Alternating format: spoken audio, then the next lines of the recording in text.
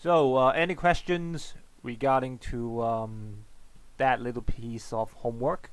Yeah, here. Any questions? Oh yeah. When you're working on this, can you also plot that absolute equality curve as well? Yeah. So while you are plotting the Lorenz curves for all the countries here, please also plot an absolute equality curve. Okay, to show a complete diagram. All right. Okay. Yeah. So yeah. So last week we learned how to see and how to measure income inequality using Lorenz curve and Gini coefficient, right? Yeah. So when we look at the homework here, so very quickly, from the Gini coefficient, we know that Bolivia, yeah, should be the one with the highest income inequality among all of the countries, right? Even though Bolivia is such a nice place to visit, right? If you have money, yeah, please go to Bolivia for once, because that's a very nice place to go. Yeah, even I haven't been to that place, but every time when people they talk about it, yeah, that's a very nice place. Okay, they have like a world biggest mirror in the world. I'm not talking about the real mirror. Yeah, I'm talking about like a like some kind of natural sightseeing. Okay, right. So when you look at here, okay, just a very quick recap, right? So because the data here can give us how the Lorenz curve looks like. Okay, so when we see here, yeah, because we know the XY axis, they are based on cumulative percentage of income and population, right? So here, the poorest 20%, and then 20, 20, 20, 20. So they represent basically the population. Okay, and the numbers you see here, they represent the cumulative income. Okay, so you can see why Bolivia is such a country with very high income inequality, because look at this. For the first 20% of the population, they can only earn 2.7% of the total income. Okay, even when you get to 60% of the total population, they are only earning like 19% of the total income. So that is very bad. 60% of the people, they're earning 19% of the total income. That's very bad. And when you look at the very end here, yeah. So only the richest 20% of the population, they are earning more than 60% of the total income in the country. So that's why at the end, yeah, it shows that this is bad. Okay, yeah. So from here you can see the pattern of Gini coefficient. When your country is having like a 0.5, that is already quite bad. Okay, yeah, based on what you see here, yeah, you can get you can get a glimpse. Okay, when you're getting like a 0.5 or more than 0.5, that's what it looks like. Okay, all right, yeah. So once again, that's the curve. Yeah, what it looks like. Okay, so make sure you know how to draw this, because you will need it. You will need it in your paper 1. If you're an HL student, you will need it in your paper 3 as well. And also for the Gini coefficient, it all applies to your paper 1 or your paper 3. Okay, make sure you know how to calculate that. And we did a lot of explanation last week. Okay, right? So hopefully, yeah, you understand how to calculate. Okay, Gini coefficient, how to draw Lorenz curve. Okay, yeah. But once again, talking about Croatia, also one of the very nice places to go in Europe. Yeah, that place is such a nice place. Yeah, if I'm going to Europe, look, I'm not going to France. I'm not going to like UK or I'm going to Croatia. Yeah, because when you go do some research. That's a very nice place. Yeah, you can see a very exotic side of Europe. Yeah, they have some like historical ruins. Okay, they have some very natural environments as well. Very nice place, but it's just too expensive. Yeah. Okay. So right. So let's move on. Here. So yeah. At the end of the last lesson, we talk about like how poor like, people are around the world, and we can see people living in Africa or people living in India, right? They are very poor. Okay, and that's why we are so lucky, yeah, living in Hong Kong, such a nice place. Yeah, it's pretty nice compared to so many other countries when people they are basically suffering. Yeah, right. So of course now we have to move on to some other concepts, and yeah, well you have basically learned all of them. Okay, because when you are talking about poverty, of course you need to talk about absolute and relative poverty, right? Yeah.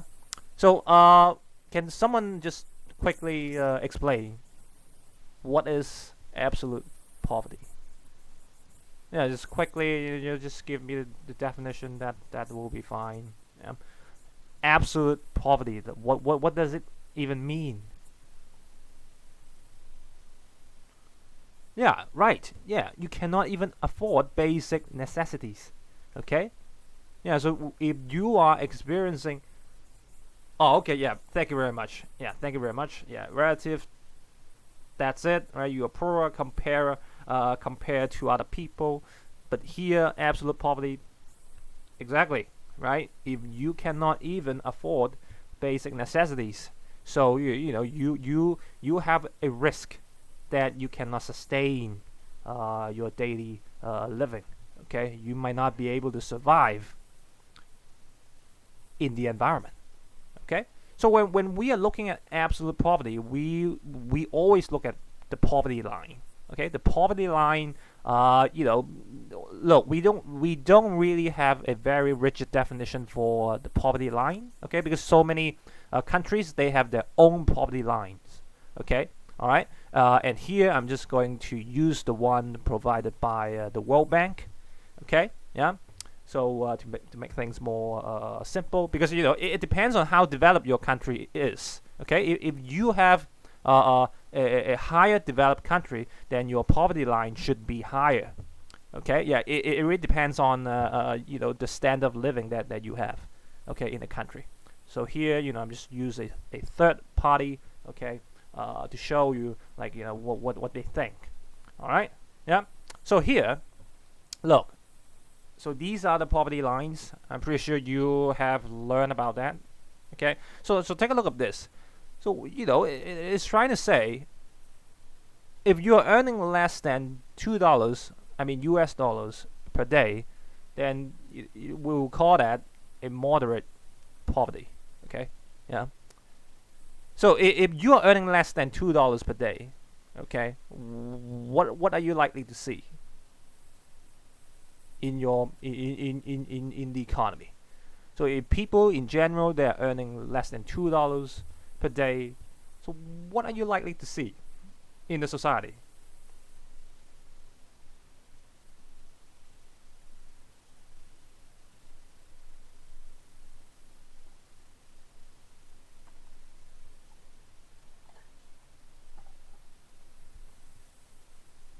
Hello, any answers?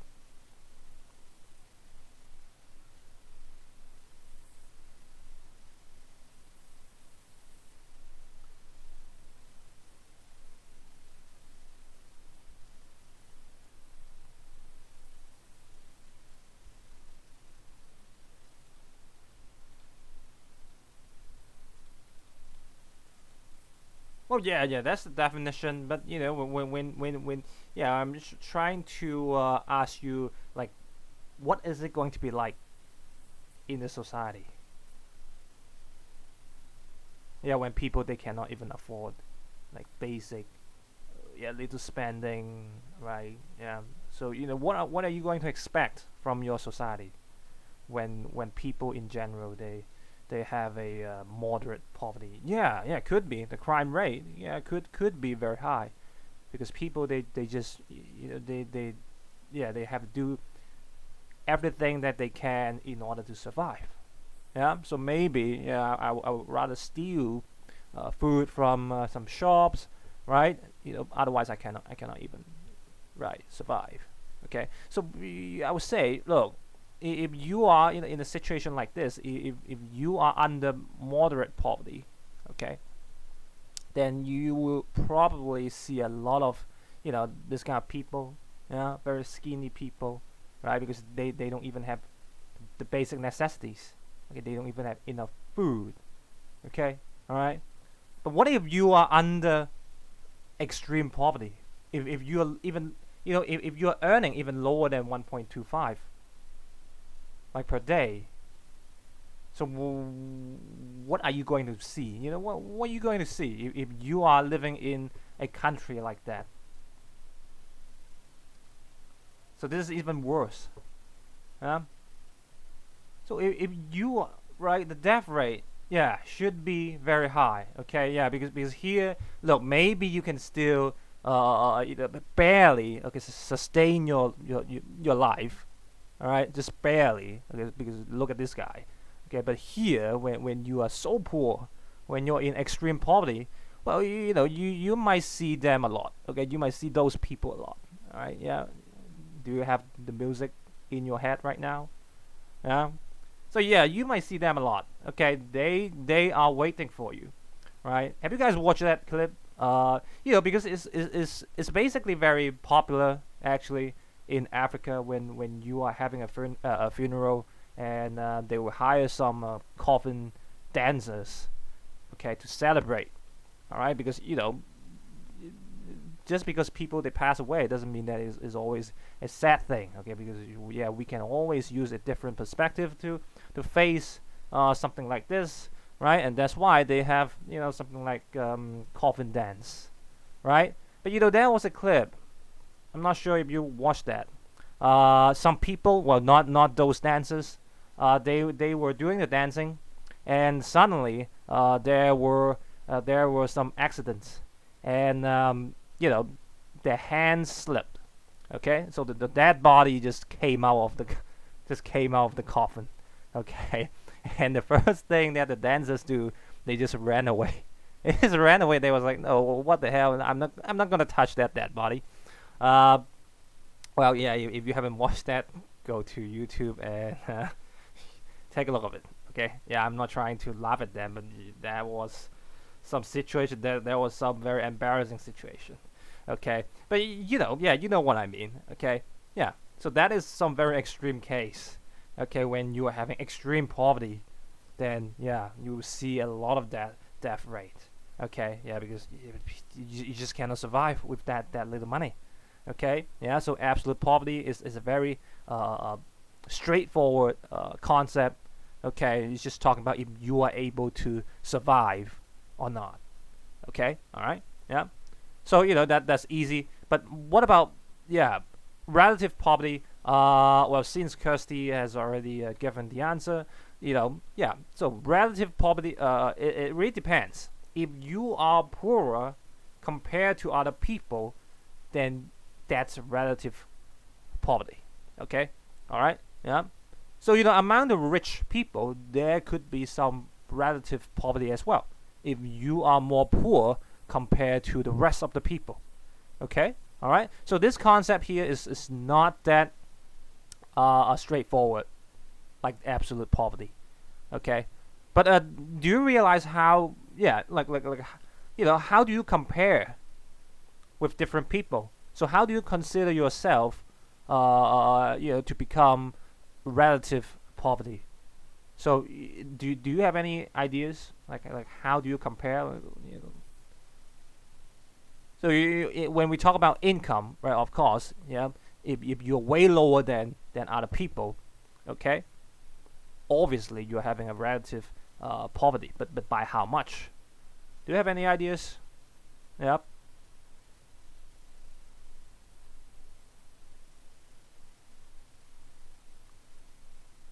So they didn't talk about this before, right? Okay.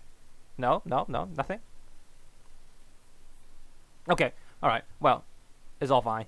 All right. I'm just gonna show you. All right. So basically, look at this. So we always look at the medium incomes. All right. So we always compare to the medium incomes in the country. Okay. So if your income is lower okay, then 50% of the median income, then you are considered as relative poverty. Okay, all right, yeah. So if the median is 10,000 and you are earning 4,900, then yeah, you are in relative poverty. Okay, all right. But once again, it's not really a very rigid concept. Okay, in different countries they may use a different percentage, but in general, we would say 50%. Okay, that's what we are looking for. All right. Okay. Yeah. Cool. Right. So here I'm just gonna show you some homework that I did. Yeah. But before I show it to you, look at this. So like I said, relative poverty is not that straightforward as absolute poverty. Okay, because when you take a look at this, right, it's not just looking at if you are able to afford necessities. Okay, because when you are trying to compare, if you are poorer than the rest of the people, you are trying to see something else. Yeah. So what are we trying to see when we are comparing us to the rest of the population in income? So what can we see from relative poverty? Well, yeah, distribution of income. Yeah, that's true. Yeah, that's true. Right. So we can see, right. So when the rest of the people, they are able to play Pokemon in their Game Boy, and I don't even have a Game Boy. So that's a problem. Okay. When everyone when everyone else they can play something very fun and I cannot play it. That is really sad. Okay. So if that's the case, so relative poverty, which really shows, okay, look, if you are under relative poverty, it means, look, these people, they cannot even live like the typical people in the society. Yeah.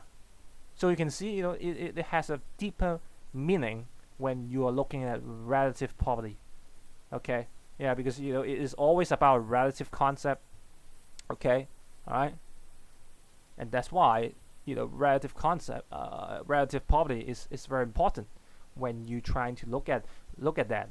Okay. Because in different economy we have different standards. Okay, and we always have to look at the relative concept from it. Okay, all right, yeah. So here I'm just gonna show you some homework that I did. So here, look at this. Okay, it's very updated. Talking about the median monthly wage. Okay, in Hong Kong, right? I have the personal income and I have like household income. So yeah, so when you talk about like $18,000 per month, that's the median. Okay, all right, yeah. So if that's the case, so very quickly, how much do I earn in order to put myself into the relative poverty in Hong Kong? If I'm using personal income as the base.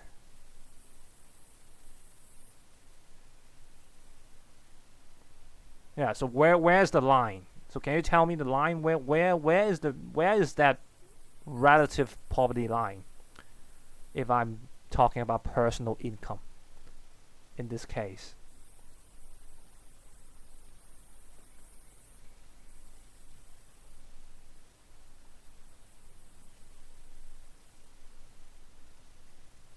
Okay. Right. So I think I assume you're saying lower than 9,100. Yeah. So yeah. Right. So if you're earning lower than 9,100 in Hong Kong, then you will be classified as relative poverty. But when you think about this, come on, just imagine if you have 9,100 salary per month. Like what can you even do in this place? Yeah. So we can expect, right? If you are living alone and you have the rent, a flat, and also you have to take care of your daily necessities. 9,100. That is really bad. Yeah, you cannot enjoy so many other things. Okay, with just $9,000. Okay, but here I want you to do some more analysis. Okay, so now we know, right? So this is how we can see relative poverty in Hong Kong. So do some more analysis. So take a look at this. Right? Yeah, 9,000. Yeah. So the 50% of 18,200. That's 9,100 per month. If you're lower than that, then you have relative poverty. But here is just more analysis, and we know that look, the minimum wage right now is 37.5 per hour, right? And I can tell you, so many workers out there living in Hong Kong, they are only earning minimum wage. Okay, all right. So I just want you to do some more investigation. So how many hours do the minimum wage workers they have to perform in order to reach the line of 9,100? Can you just quickly calculate that for me? So how many hours do those workers they have to perform to reach that line? In order to say, okay, so now I can wait, I'm talking about the total total hours, right? But Andrew, I think you are talking about the second question below. Yeah. So you can see, okay, if you are earning minimum wage, okay, so every month you have to work for 243 hours, I suppose, in order to say, okay, if I'm doing that, then I'm able to enjoy the typical living, just like all the rest. Okay, but when you take a look at this, when you are also calculating the second question, well, Andrew already gave us the answer. Look, if there are 31 days in a month and you are using that to calculate, like how many hours that you have to work per day, then you basically have to work, around 8 hours per day. There's no rest. Yeah, there's no weekend. Yeah, you cannot even take a short break. Okay, look at look at those government officials.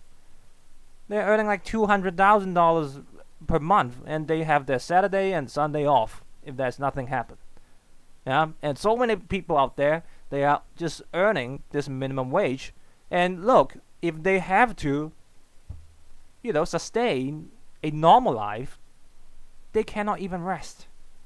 Okay, so you can see, so many of them, they are not just working for one job. Usually, they work for 2 jobs. Yeah, I can tell you a story. I know a cleaner in my property that I'm currently living.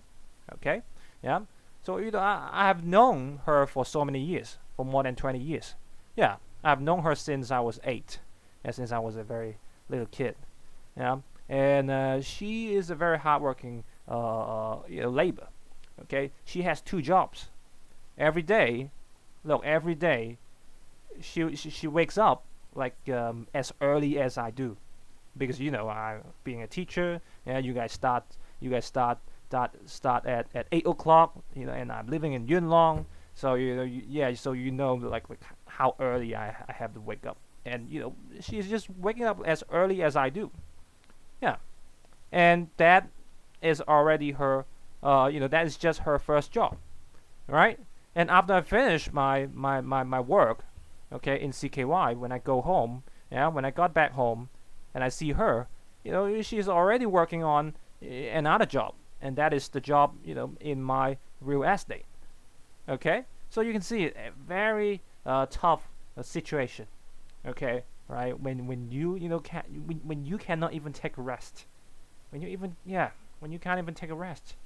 And last week, I was in the park downstairs, and I saw her, and we had a little chat. Okay, and she told me she is going to retire. Yeah, but not because she has earned enough money. It's because she is being fired. Yeah, because the current cleaning contract is about to expire, and we have found another contractor for the cleaning contract, and yeah, that's why she's being fired. Okay, right? Yeah, so that is very tough. Okay, right? Yeah, so you can see over 20 years, yeah, she has been doing some tough work like this. Okay, so sometimes we just have to appreciate different workers in our society. Okay, because they all have, okay, the utility for the society, right? Because without them, look, you can imagine like what kind of society that we'll be living. Yeah, so we do have to appreciate those people. Okay, and as a government, yeah, I hope they can do something more, to help people like them. Yeah, because not so many people are very lucky like us. Okay, all right, yeah. So yeah, so from a very simple analysis here, we know, okay, we know how our society is working, okay, and how how is the income equality in our society. Yeah, right. So yeah, and yeah, so look at this. See, that's why, right? So always show some gratitude to what you have. Okay, right? Because look at this. Yeah, we are all basic. So here I just make some assumptions. I'm pretty sure maybe you are even on a higher place. Okay, but here I'm just trying to be more conservative. Okay, yeah. So basically, we are all in the top 30% of household income in Hong Kong. So when we talk about like top 30, that's around $40,000 per month. Yeah, when we are looking at the household income. So say look at this, right? Yeah. So here is the median. Okay, when the household income is more than 40,000, then we are basically on the top of that 30%. Okay, so when you look at this, yeah, what can you tell us? What can you tell us? So if you want to be the top 30% of the household income, you just have to get $40,000 per month as a household. What does it tell you? What does it imply? When you want to talk about income, distribution of income. Any comments?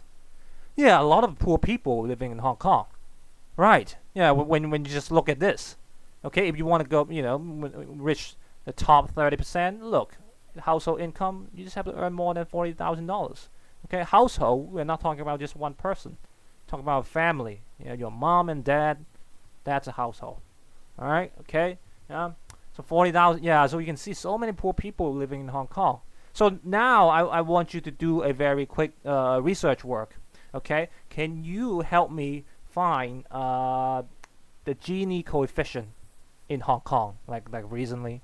Okay, it doesn't have to be the updated data. Okay, if you can find something like 2018 or 2017, yeah, that'll be fine.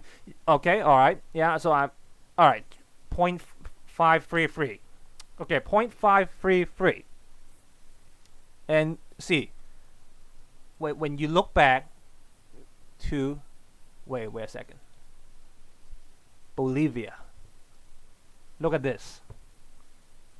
Yeah, we're living in Hong Kong, and the Gini coefficient is almost the same as what they have in Bolivia.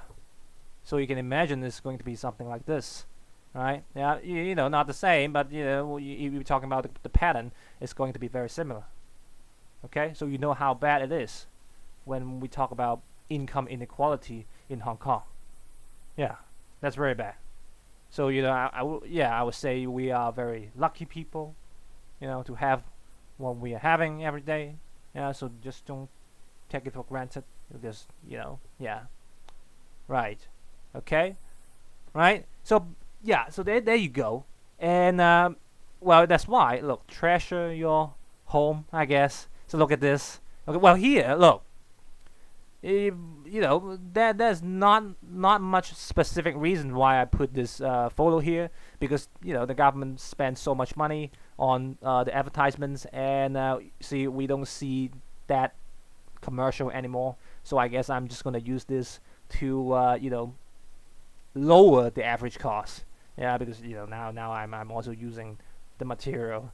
Yeah, but yeah, okay, yeah. Well, treasure Hong Kong. Well, maybe not so sure about that, but when you're talking about your home, yeah, definitely, because you are being quite lucky. Yeah, and so am I. Okay, yeah. But when you look at this, so this is I think I extracted this Lorenz curve from I forgot, EDB or something. Yeah, EDB, I think. Yeah. So you can look at this, right? So now you know how to read this curve. Yeah. And so one question: when you look at the y-axis, okay, can you tell me what is the basis of the measurement for your y-axis? Yeah, we learn about different types to show the data. Here, what do we call it? What do we call it when you see it's 10% per portion? What do we call that?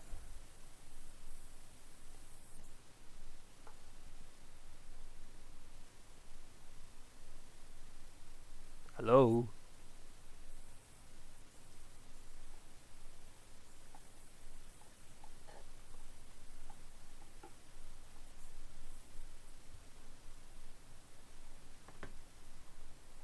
No answer? Nothing? Come on. Look, I'm just gonna give you well, look at this. Yeah, can someone just type that out? Which one is it for the y-axis that you just saw for that Lorenz curve? Yeah, that's ours. Okay, all right. Yeah, that Lorenz curve is a bit strange here. Usually, we're trying to keep more consistent. Okay, but here you can see a decile, and also, what is this? The x-axis. Come on. Yeah, in the question they might give you those wordings, right? At least you need to know when you are quintiles. Okay, yeah, right. Okay, all right, that's good. All right, just trying to make sure that when you are reading those wordings, you know what you should yeah, yeah. So that's why it's a bit strange. Okay, but look, blame EDB. Okay, EDB made this Lorenz curve. Okay, but I think EDB is trying to test the students. If they know, look, if this is decile or quintiles, yeah. So EDB, I guess they're doing a good job. Yeah, right. That's all I can say. Okay, all right. But here you can take a look at this. Look, we can see the absolute equality line here. Okay, the diagonal line right here. Yeah, and when we look at the solid line, well, we can look at the dotted line first. Okay, so we can see if you are trying to compare the two lines between 2001 and 2011, so you can see, look, do you think the income inequality is increasing or decreasing? Increasing or decreasing? What do you see?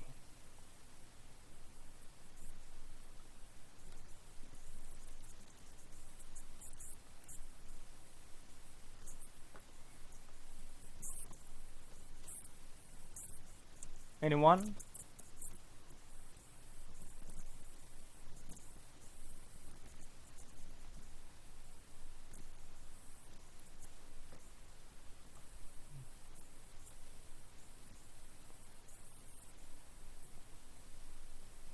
No one wants the answer. Well, that's bad. Come on. Just be more motivated.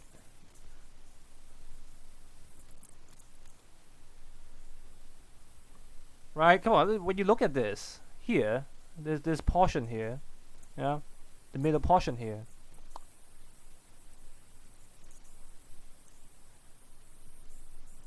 The Lorenz curve for 2011 is even further away from the diagonal line. Okay, so we would say, look,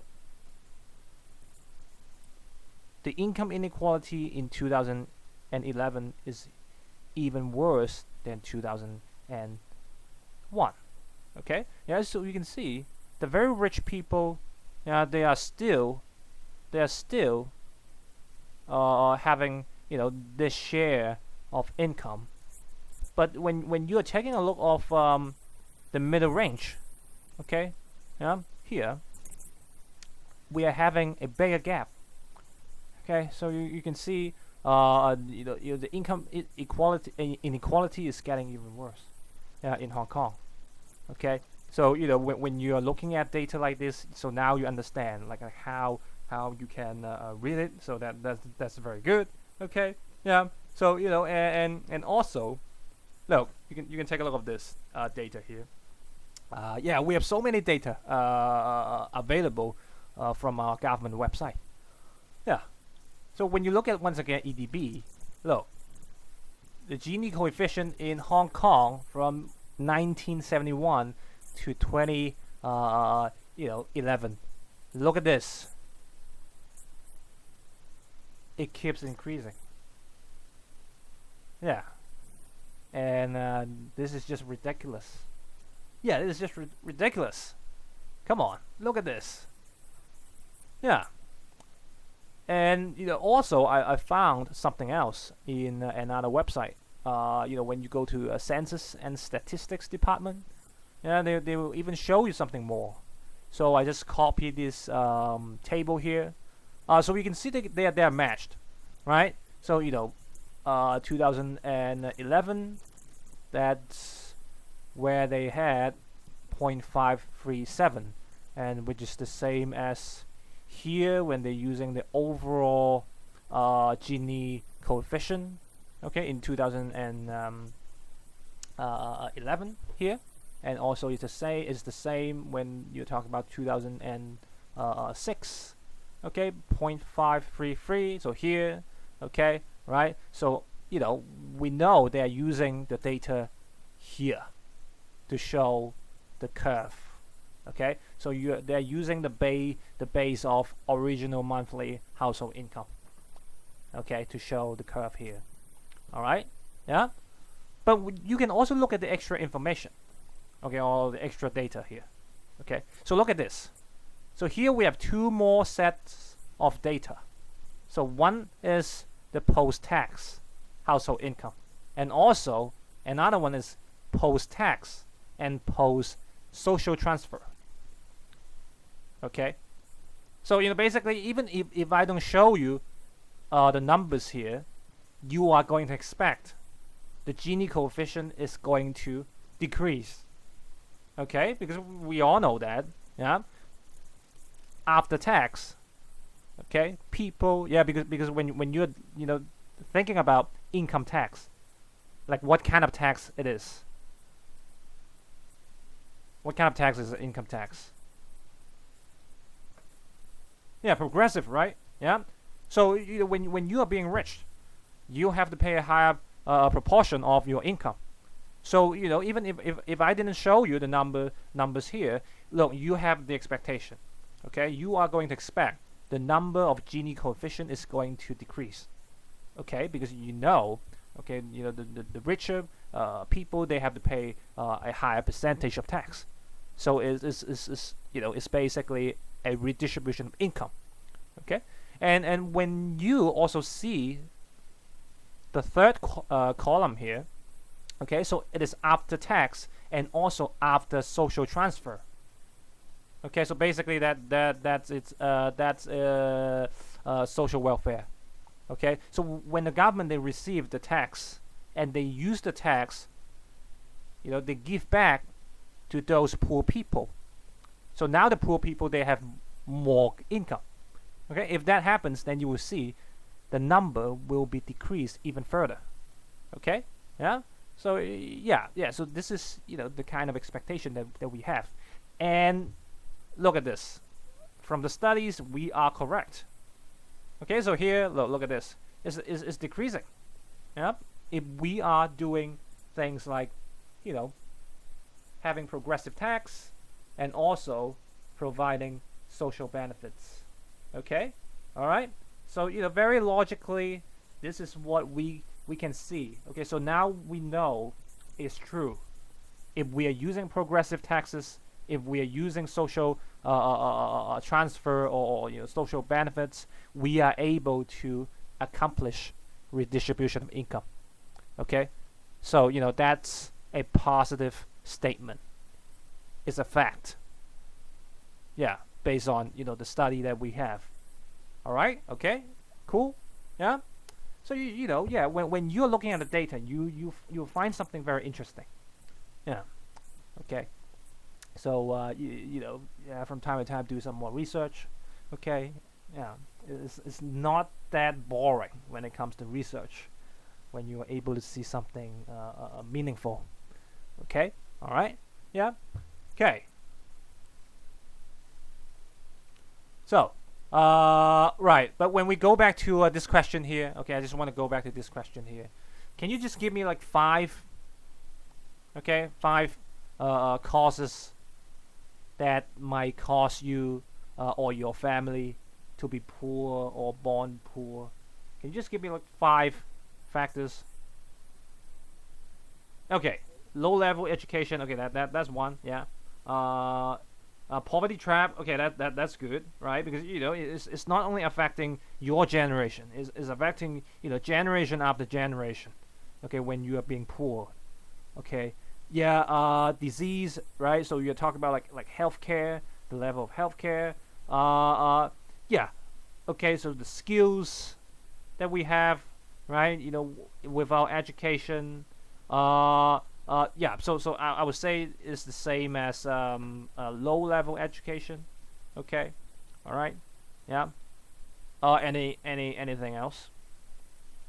When you think about Hong Kong, okay, why so many Southeast Asians they are, they're being poor?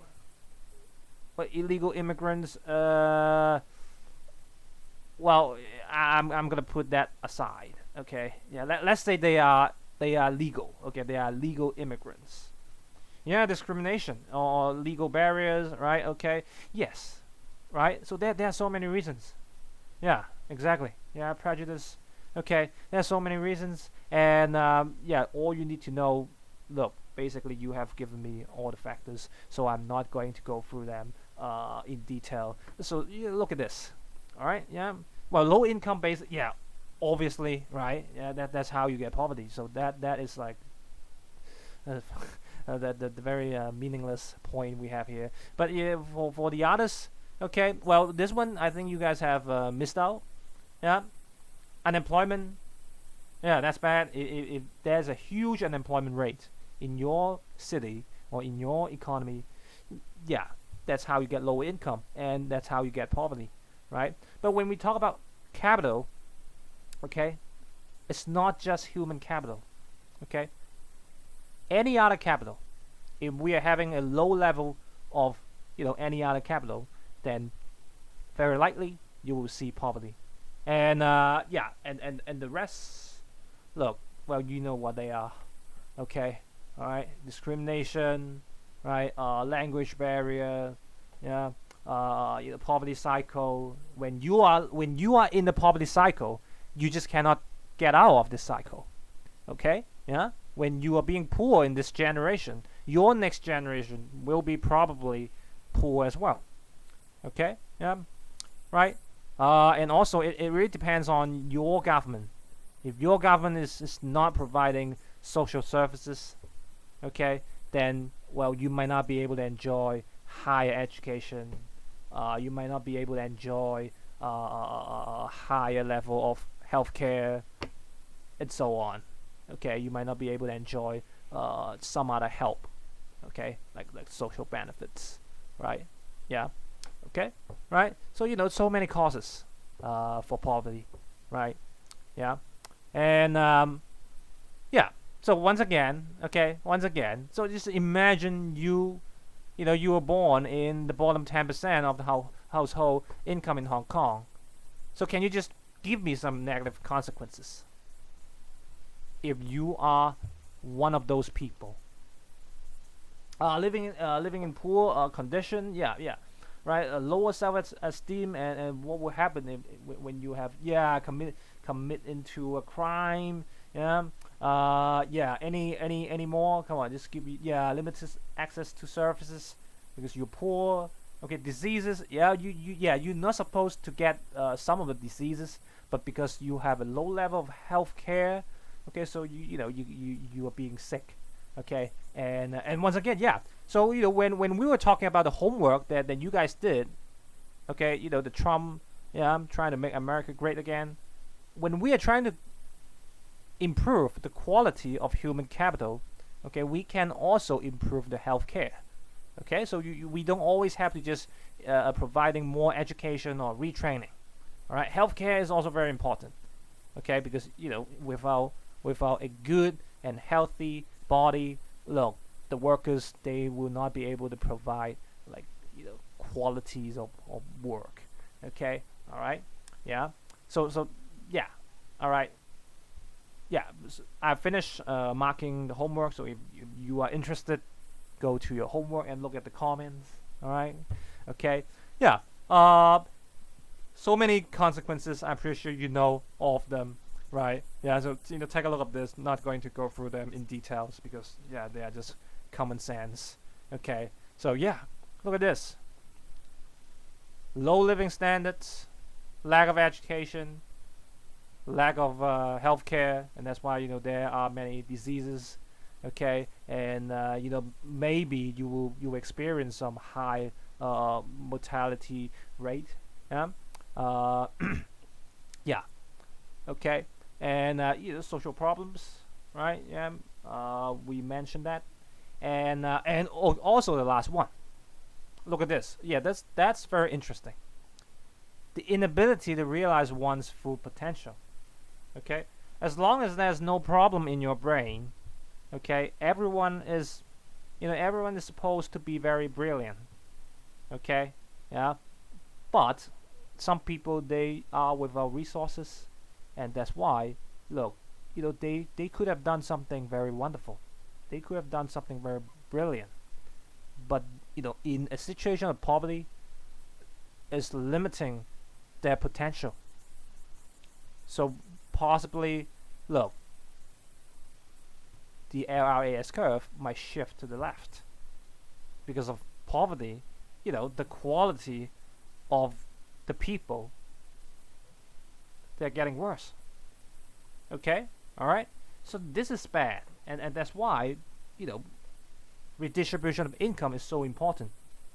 Okay, yeah, not only because people, they have the human right to have a typical living standard just like the rest, but also, look, if we are able to do that, we can improve people's potential so that the quality of the capital can improve. Okay, and the economy can be better, and that's why at the end, people's well-being, they can be improved.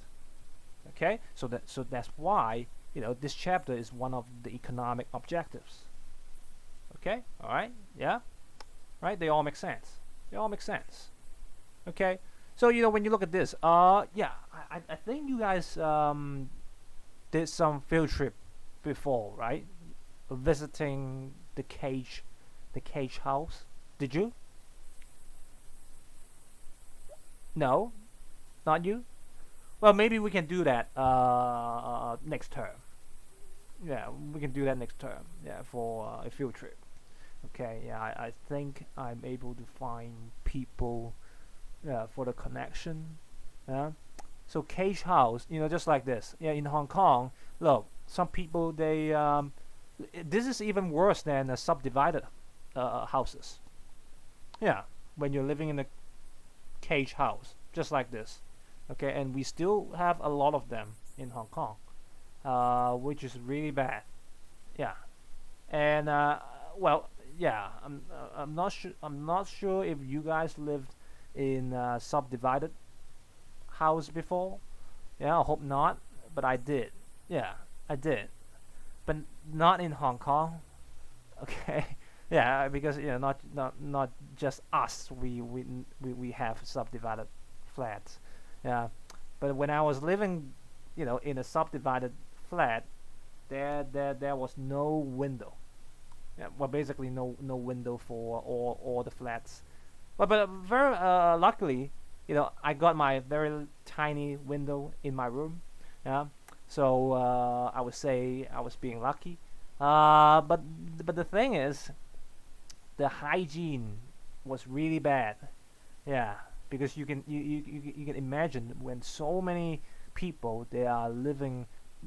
Yeah, they're just being squeezed in a very small area, and yeah, you only have one toilet.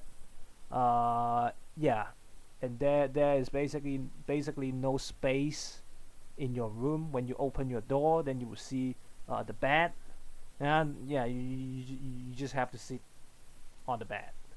Okay, and yeah, but my room was a bit messy because they have a sewage system above me. Yeah, like right above me. Sometimes there was like water dripping from the sewage. Yeah, that was really bad. Not because the dripping water, because I know where the water came from. Yeah, because upstairs they have a toilet, so basically the water from dripping from the sewage. Yeah, you know what kind of water that that is. So it was kind of bad. Yeah, it was kind of bad. But yeah, you just didn't have a choice. Right? You just have to stick with it when you are with our resources, right? Yeah. Okay. So yeah. So that was a memorable experience. Yeah. And yeah, right? So you can see look consequences. So so that's why so many people when they have children, they just force their children to learn this, to learn that. Yeah, you have to do as many activities as possible. Look, sometimes you just cannot blame the parents. Yeah, yeah, yeah. I mean, look, I know it's tough. Yeah, like when you are being one of them, okay, and you don't like people, they force you to learn this and learn that, even though you just don't like what you're doing. Yeah, but you just cannot blame the parents, because at the end, when you really experience like what is it like to become poor, to live poor, to eat poor, then yeah, you realize, okay, all right, yeah, I guess what you are doing, what the parents are doing, they make sense. Okay, all right, yeah. So many schools they were trying to develop students some core values. Okay, yeah, so many values like righteousness, yeah, selflessness. Okay, and also one thing, empathy. Okay, I think that's the most stupid idea. Yeah, because there's no way people they can learn empathy. Okay, you can only learn empathy when you really experience someone's pain, and then yeah, this is my understanding. Yeah. So before you really learn someone's pain, but look, it's really hard for you to show empathy.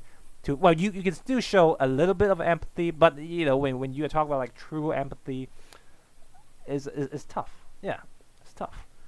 So, well, anyway, yeah, I'm not saying that you should experience like all the tough things in order to develop this value, but always show like appreciation to what we have in life. I think That's the most important thing. Yeah, right. Yeah, okay. All right. Yeah. So so now we see, okay, the causes of poverty. Okay, you know all of them, right? You know how to explain them. Very simple, common sense, and you know the consequences. Okay, well, the last one is a bit tricky, but yeah, I'm pretty sure if you're able to use the first four of them, you should be fine. Okay, so the consequences, very simple. Yeah, you all understand that. Okay, so after this, then we will have to go to, how do we do redistribution of income? Okay, and from the data, we know already two of them. Okay, so here, from here we already know if we're using progressive tax, if we're using social transfer, social benefits, social welfare, whatever you call that. Okay, or you can call that transfer payments. Okay, you can help redistributing income. Okay, but here we just have two more. Basically, you have learned all of them. Okay, you have learned all of them. So here, this part, I'm just gonna do it quick. Okay, because you have learned everything. Transfer payments, you know what that is. Okay, taxation, you have learned that. Provision, government provision or subsidies, you know what they are. Okay, other government intervention, you in the market, you have learned that in micro. Yeah, so think about that. So here, before we end the lesson, I'm just going to show you the first method very quickly. So transfer payments. So basically, like I said, when you're having transfer payments from the government, it's all from tax revenue. Okay, because that's the major source of income that we can get from the government. Okay, and we are using the tax revenue. Okay, paying to the vulnerable groups. Okay, all right. So those people, those vulnerable groups, they can get a better life. Okay, so who are the vulnerable groups? Can you just like before we end this, like quickly just show me some vulnerable groups that you realized? Yeah, in our society, like this, disabled people, any, there should be a lot more. Elderly, right? Come on, quick, let's do this. Come on, just give me like 5 more, or just 4 more. Come on. Yeah, the poor. Come on, give me 2 more. Yeah, just give me 2 more. Right, elderly, disabled, the poor. Come on.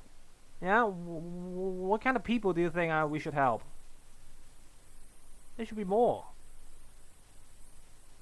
Yeah, orphans. Yeah, right. Yeah, and something similar to, okay, ethnic minorities. Yeah, that's good. Yeah, unemployed, right? Yeah, and something similar to orphans, like single parents. Yeah, right.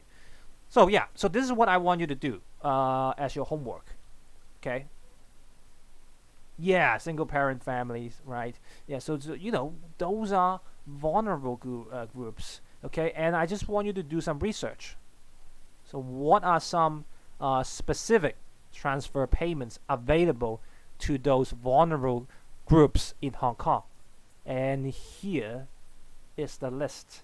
Okay, try to do some research and see, like, our government.